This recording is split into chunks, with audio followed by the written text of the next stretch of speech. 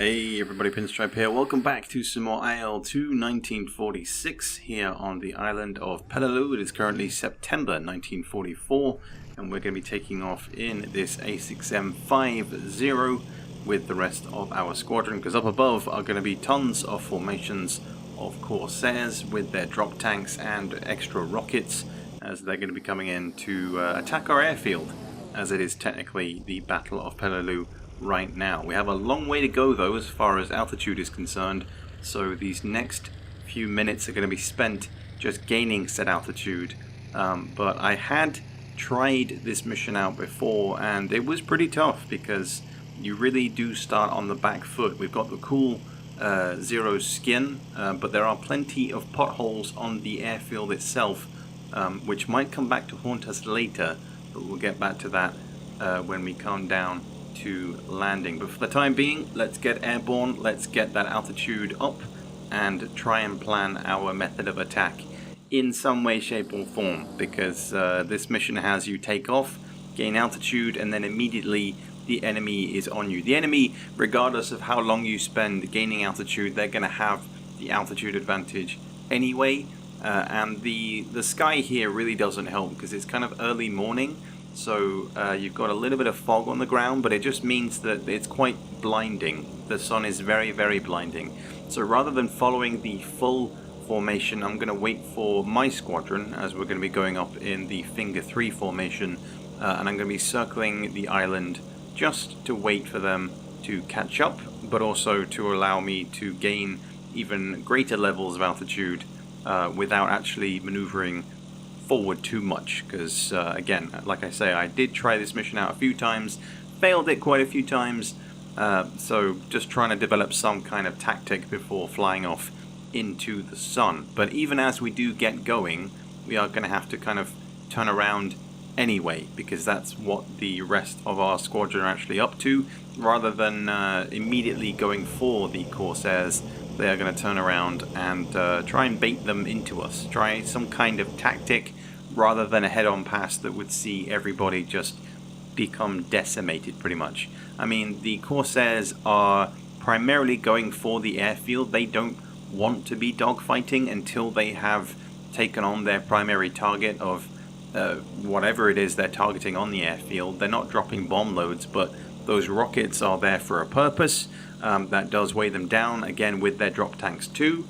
So that is the only real advantage that we do have going into this fight. And as you can see, I'm just trying to mirror what the rest of the formation are doing in turning around back towards the island and then swinging myself around to the left to then face the enemy head on, because again, I don't want to be charging into several full formations of Corsairs, because that means that all guns will be on me. And as we do pan around, you'll just see the insane just dogfight that is occurring, the Furball that is about to be unleashed. On the way up here, we are near enough pushing ourselves vertically into the sky, trying to get as close to 4,000 meters worth of altitude as we can. But no matter how hard we try, the Americans, like I say, will have that advantage. So as we level off and try and increase our speed, we get our first sighting of those Corsairs, and the rest of our squadron are roughly in their attack formation. So the Furball will be commencing, but again, I'm not going to be committing to any kind of attack until I am absolutely sure of my position, of the enemies around me, and anyone that has the altitude advantage, like this guy who's directly above, just keeping an eye on him and what he's up to before I do anything, because I don't want nobody raining hell down upon me. So you really, really have to pick your targets very, very carefully. Split-second decisions are going to be a constant thing. And keeping an eye on your 6, of course, is just it should just be second nature in these kinds of situations. So turning back around, just observing anyone who is behind us and above us once more. But even as you have all of these senses going at 1,000,000 miles an hour and trying to get into position to then attack somebody, there's going to be somebody else that is going to be bringing the offensive down on you. And I will be falling into, it's not even a trap either, like I just feel like I'm in an alright position, I'm gaining speed, but then as soon as you start to see bullets coming your way, you're trying to figure out where they're coming from, if you're even in a good position to avoid them and where to go in order to remain defensive. So you can see I'm avoiding a Corsair coming in, but as I avoid him, there's another guy shooting me who's cross-checking me basically. I can't see him, so I immediately dive, and it's just mayhem.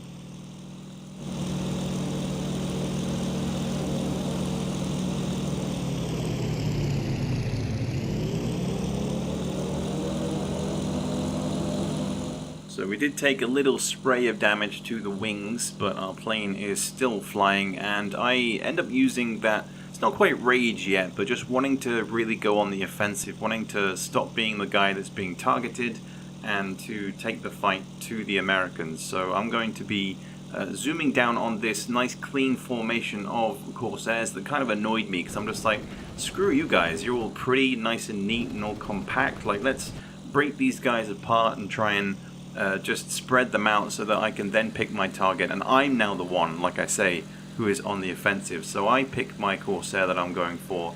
I stick with him. He does have a friendly come down and attempt to shoot me from behind, but he does break off. Again, just checking 6, he flies away. So I still maintain my speed, my position on his 6, and as he goes up here again, just not accounting for my energy advantage, my shots get on target and he is disintegrated. Just a few bursts there.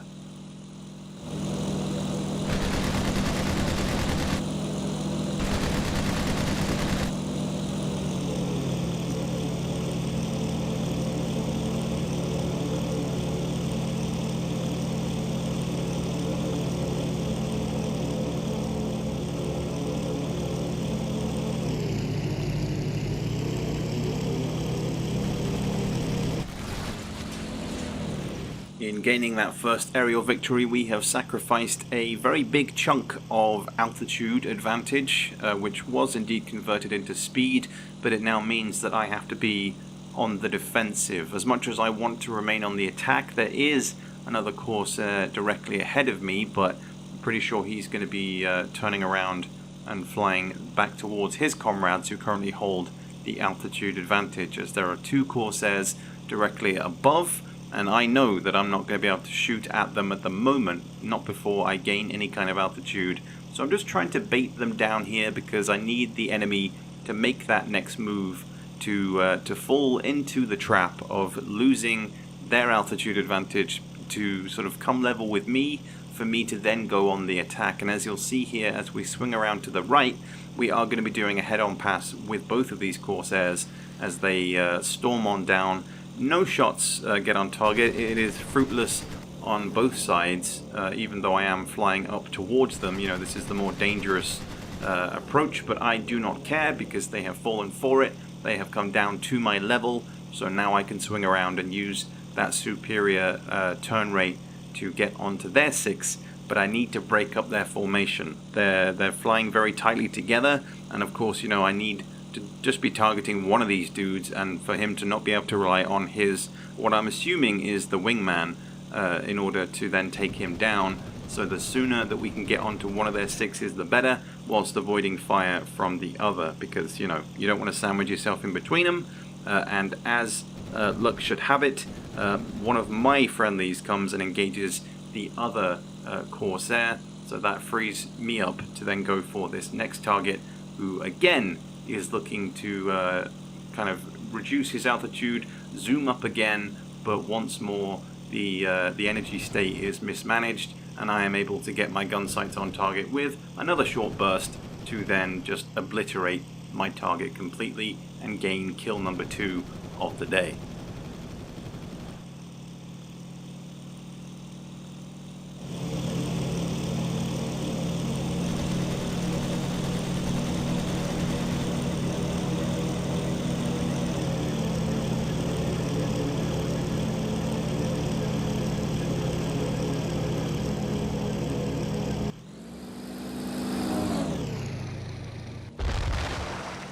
So with the second aerial victory on the board, now is the time where I am going to be feeling at my most vulnerable, because there are more Corsairs on the way. It's like you strike down 2 of these dudes and 4 more appear with the altitude advantage as well. And of course the Americans are not going to be happy that I shot down 2 of their comrades. My focus is going to be on the dudes above me, obviously, trying to get behind them, not for the sake of attacking, but purely to ensure that they don't have an easy time if they decide to dive down on me. Try and make those angles of attack narrow as possible.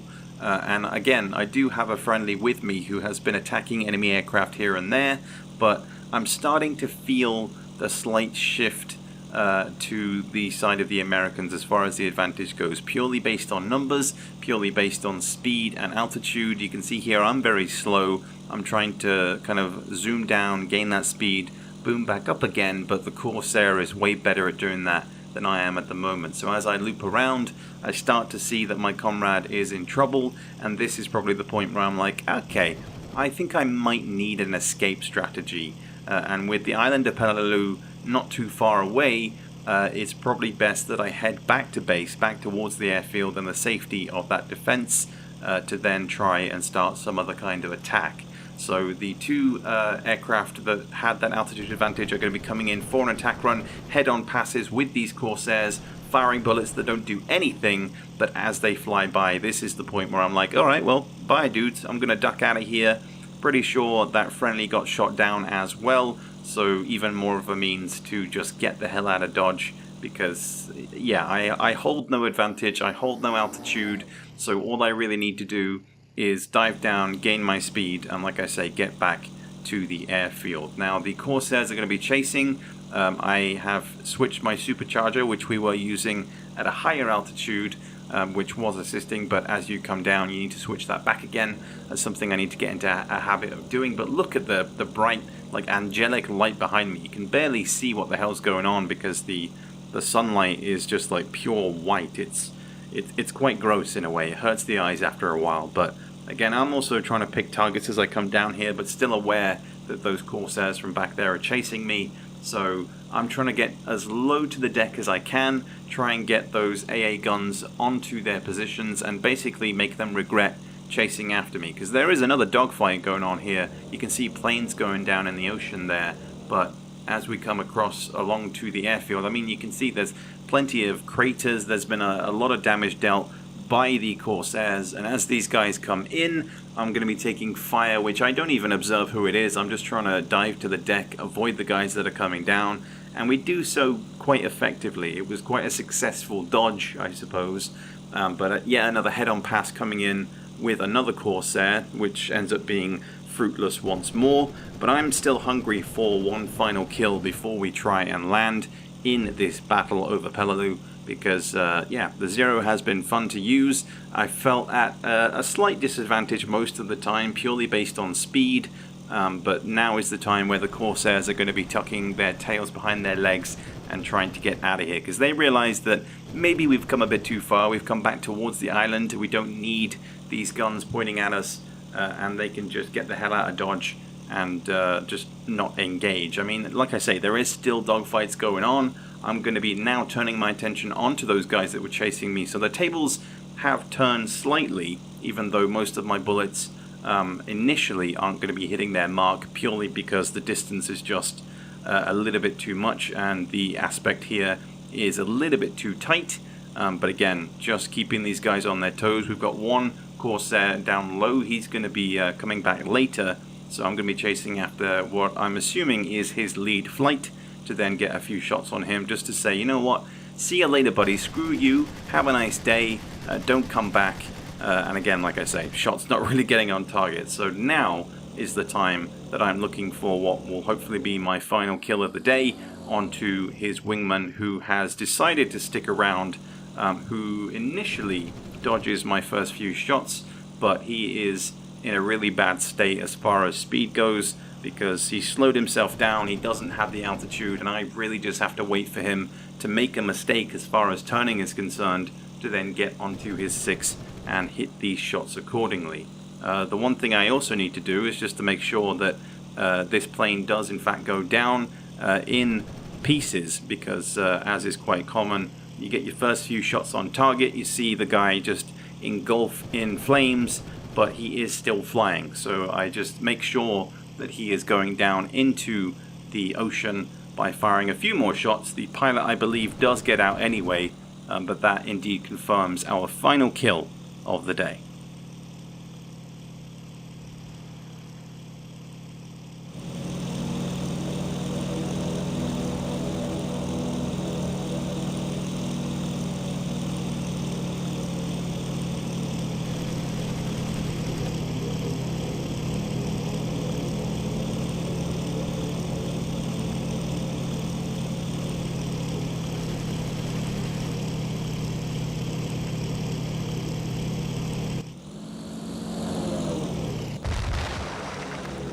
And with a final tally of 3 kills total, 3 Corsairs sent into the drink, we can return to base with a smile on our face, I guess, despite the destruction happening across the airfield. But, and sadly this is a big but, there is going to be just some late drama here on the landing, because as far as landings go, you know, this was pretty smooth. I'm pretty happy with it. Gear comes down, even though this is quite the aspect for a landing. You want to be coming in a little bit straighter, but even so, I swing myself in. It's nice and clean. We get a cool, nice, smooth touchdown. Wheels touchdown, nothing too bouncy, nothing too crazy. But you remember I was talking about those potholes, those crater holes? Yeah, I haven't driven over them before, and I thought that I would be fine. I thought that maybe it would just be a little bit bumpy. But also, from this cockpit view, I can't really see all of them unless they're directly out my window. So as I come in here and I'm lowering my speed, you know, we're not going that fast. I noticed the one crater hole to the left here, just out the window, and I'm just trying to maneuver my plane in between it. But there is another crater hole directly ahead, and it ends up clipping off my landing gear, and I'm dead. Like, what? I was left gobsmacked at the time because, you know, you'd gone through that entire thing and then you end up being killed by a crater, by just a hole in the ground that ends up destroying my plane. But either way, that's going to wrap up this video despite the comical ending, I guess. I hope you guys enjoyed. Plenty more IL-2 content to come. I'll leave you with the comical death, and I'll catch you later for plenty more videos in future.